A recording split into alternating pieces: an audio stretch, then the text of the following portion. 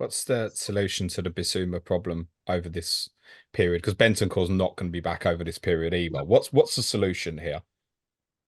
Um, Pray until January and get somebody in that's better than Højbjerg.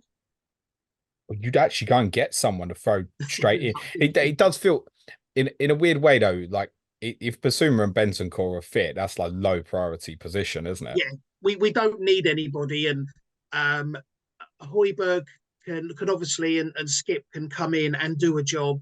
You know, the odd game here and there.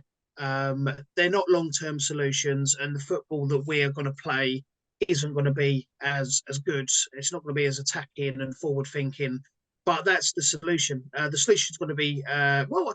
I'll say Højbjerg. I'll probably Skip because he's the one that's been coming on in the last couple of games. So I don't know if Højbjerg's fallen out of favour a little bit, or if he's got I a bit don't of a think niggly one. he won't play Skip in the sixth role.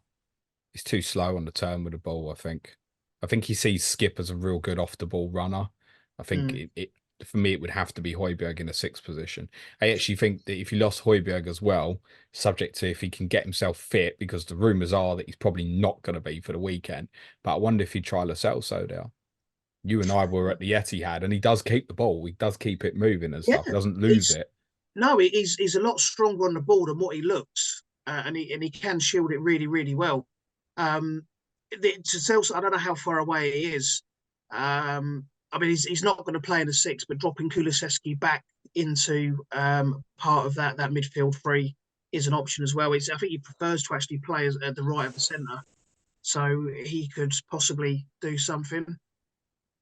Yeah, I think it's going to have to be Højbjerg at the moment. Emerson Royal, for you left back against Everton with Udogie Um, suspended. yeah, I don't think he's going to move Ben Davis back out there, and we've got no one else that can cover that position. There was a video the other day of them walking through a tunnel, and Postecoglou was walking behind Dyer, and he was just making all kinds of faces at him. I think I've Dyer not is seen so that. far, yeah, he's so far off the radar, mate. So that would be an option, but it's not going to happen. So yeah, it'll have to be Emerson Royal, which once again it's going to diminish us a little bit going forward, but it, it is what it is. Is we just need to get through these games as best we can. And the problem we've got is we can cope with one or two, but when we're losing 4 and 5 players at a time, that's when we saw we lost them 3 games on the bounce. Ben Davis actually done really well though the last few games, I thought Um, personally. and he was absolutely fantastic against Forest as well. He has done, and I love Ben Davis. I've said it before. He's one of them players. You never hear anything about him. Nothing negative. He's never kicked open a dressing room door. Never stormed into the chairman's office and demanded this.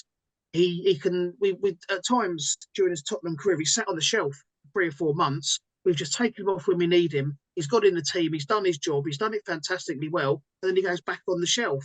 And I think he's brilliant. He's so important to our squad.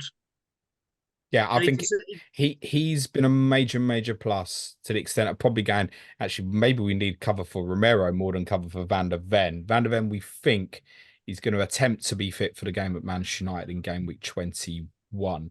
I'm quite comfortable with Ben Davis carrying on till then, as it stands.